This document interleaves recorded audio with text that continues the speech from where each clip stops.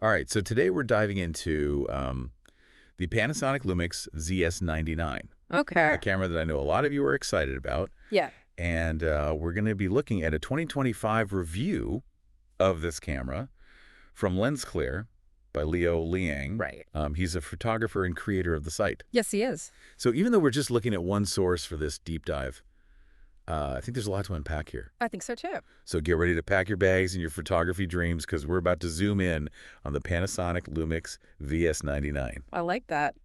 So, I think one of the things that jumped out is that the ZS99 is building on this this series, the Lumix ZS series. Okay. Or the TZ series, as it's known in some parts of the world, Right. which has already got this kind of reputation as being a great camera for travelers and amateur photographers. Yeah. And this model's expected in 2025, and it's really aiming to be like the ultimate pocket travel camera. Yeah, I love that power in your pocket. Yeah. All those features without the weight. Exactly. I mean, that's really what you want when you're traveling. Absolutely. So one of the things that they've done is they've upgraded to a 20.3 megapixel sensor. Okay.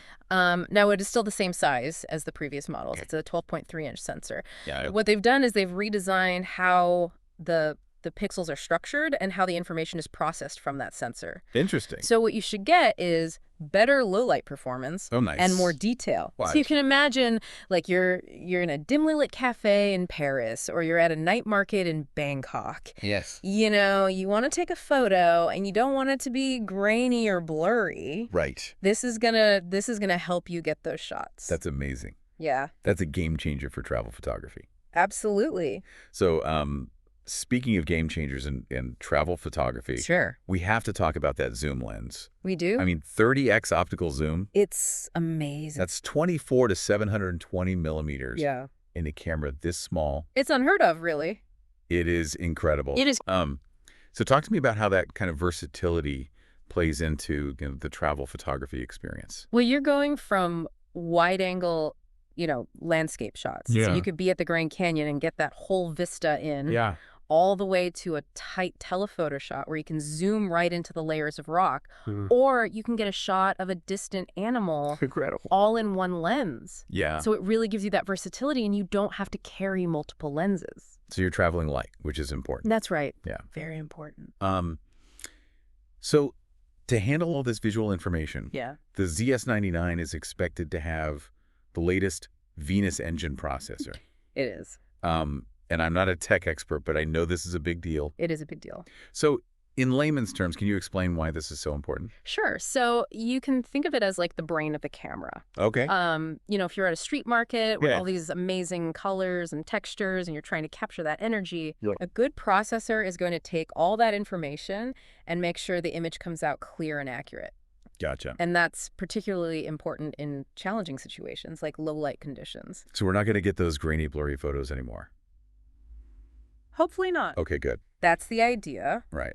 And then another thing I wanted to mention is the autofocus. Okay. It's supposed to have a really improved autofocus system, and it uses something called DFD technology. Okay. So basically what it's doing is it maps the distance to your subject and can even predict movement, which means you get super fast and accurate focusing, Okay. which is going to be really helpful when you're trying to capture things that are moving quickly. Yeah, like those fleeting moments. Exactly, like a bird in flight or kids running around. Kids running around, always a challenge Absolutely. to get a good photo of. That's right. And hold on, the review even hinted that it might have IAF, Yes. which I'm very excited about as a portrait lover. Yeah, IAF is amazing. It is. So it automatically detects and tracks the eyes of your subject. Yes. So you can imagine you're taking a portrait of someone in front of the Eiffel Tower, Yeah. and you want their eyes to be tack sharp. Right. And this is going to help you achieve that. That's fantastic. Yeah, even with a complicated background. Okay, so we've talked about all these features. We have. But what about the actual experience of using the camera? Right. Is it comfortable? Well, it sounds like Panasonic have paid a lot of attention to making it comfortable and intuitive. Okay. The review mentions an improved grip, Okay. well-placed buttons. So, all these little details that Yeah. can make a big difference when you're out shooting all day. Absolutely. Comfort is so important. It really is. Especially when you're, walking around all day exploring. Exactly. You don't want to be fiddling with the camera. No, you want to be concentrating on what you're shooting. Right, exactly. And they've also, looked at the ease of use as well. It's supposed to have a really user-friendly interface with a touchscreen and well-placed buttons. So it should be really good for beginners, but also have enough control for experienced photographers as well. That's awesome. Yeah. So it's like the best of both worlds. It is. And they've also upgraded the electronic viewfinder. Yes. Which is great for sunny conditions. Right. And they've included a tilting LCD screen. Yeah, that tilting screen is so useful for getting, unique perspectives. Right. You can shoot from a low angle to make a building look really tall, or you can use it for selfies. That's awesome. With a nice background. All right, so let's talk about the image quality. Yeah, okay.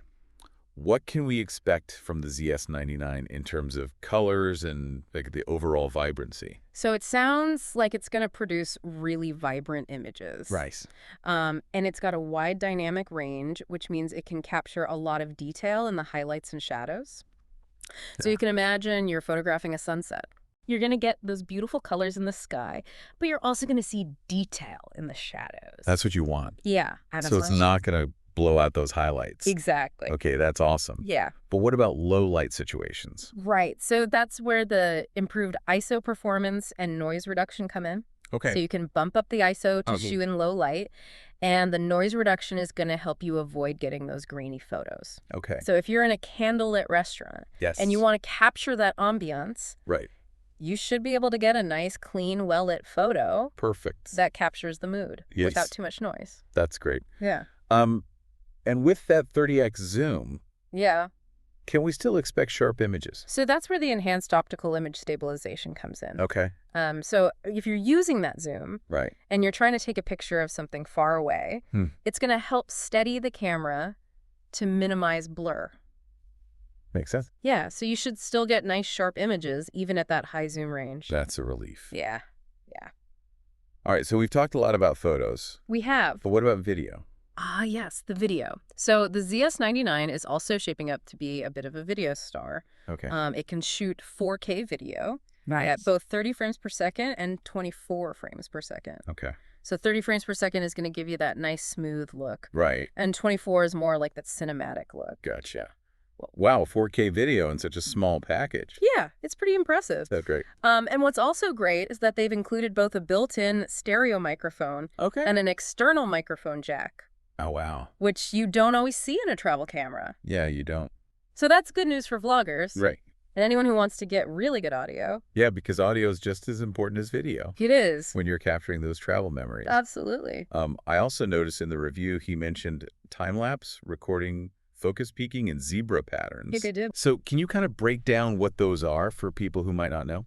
Sure. So time-lapse is great for condensing a longer event into a shorter, more digestible clip. Right. So you can imagine like you're watching the sunset over the ocean. Yeah. Instead of having a 20-minute video of it, right, you can condense that down into a 30-second clip. Which is much better for social media. Exactly. Keep people's attention. That's right. And what about focus peaking and zebra patterns? Okay, so focus peaking is going to highlight the edges of your subject that are in focus. So it makes it easier to get everything nice and sharp. Gotcha. And zebra patterns are going to warn you about areas that are overexposed. Okay. So you can avoid blowing out the highlights. That makes sense. Yeah. So it gives you a lot of control over your footage. It does. Which is awesome. Yeah. Now, all this shooting and filming got to be pretty demanding on the battery. Yeah, battery life is really important for a travel camera. It is. And it sounds like Panasonic has included a high-capacity battery. Good. That should give you enough power to shoot all day.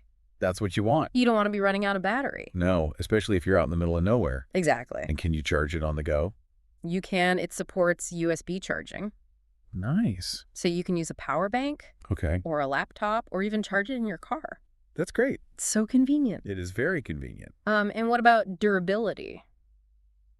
Durability? Yeah. How tough is this little guy? Well, it's supposed to have a durable construction. Okay. And some level of dust and moisture resistance. That's good to hear. Yeah, so it should be able to handle, right, a bit of rough treatment. A little bit of adventure. Exactly. And of course, no modern camera is complete without connectivity. That's right. So tell me about the Wi-Fi and Bluetooth. So it has both Wi-Fi and Bluetooth. Okay. So you can transfer images to your smartphone. Okay. And you can also control the camera remotely. Oh, that's awesome. Yeah, which can be really useful. It is. And it might also have GPS or geotagging capabilities, so you can keep track of where you took all your photos. That's really cool. Yeah, it's like having a digital travel log. Yeah, exactly. And then it also has a variety of creative modes and filters. Oh, fun. Yeah, so you can add a bit of artistic flair to your photos. Awesome. Yeah. So from what we've gathered, Yeah. this is a very versatile and capable camera. It is. It sounds like they've really listened to what photographers and travelers want. Right. And they've put it all into one small package. Yeah, it really does seem like it has it all.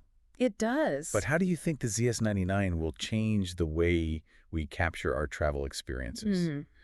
That's a good question. It's hard to say, but I think it has the potential to really change things. Yeah. You know, I think Yeah. what's really interesting is this combination of like high-end features, Right. but also portability. Yeah. You know, it could really bridge the gap between people who just want to take snapshots and those who want more creative control, Right. but don't want to carry a big, heavy camera. Exactly. All those lenses. Yeah, so it's like Yeah. democratizing good photography in a way. It is, yeah. And, you know, I can imagine Yeah. instead of just seeing snapshots, Mhm. people are going to be sharing these amazing time lapses, Right. these beautifully composed shots, Yeah. high quality videos with good audio. Yeah. So it's kind of raising the bar It is. for what we expect from travel photography. I agree. And I think it's also, because it's so user-friendly, Yeah, it's not just for experienced photographers. right. So you could have someone who's never really explored manual settings, Yeah, pick up this camera and start learning absolutely. and experimenting. That's what's so exciting about it, you know, is putting this powerful tool in everyone's hands. Exactly. And it could inspire people to see the world differently. Yeah. Yeah. When you have a camera like this, you start to pay attention to composition and light and all those things. Absolutely. And, you know, then you can share those experiences with others in Right. this really vivid way. Yeah. You know, imagine seeing your friends' travel photos, Yeah. but they're not just photos. Wow. They're videos with beautiful music Yes. and sounds of the place. You know, it's Yeah. like you're there. It's immersive. Yeah. So it's almost like this camera could become Yeah. an extension of our senses in a way. And it is. Yeah. It's like Mhm. it's capturing those memories in a more complete way. It's fascinating how technology can do that. It is.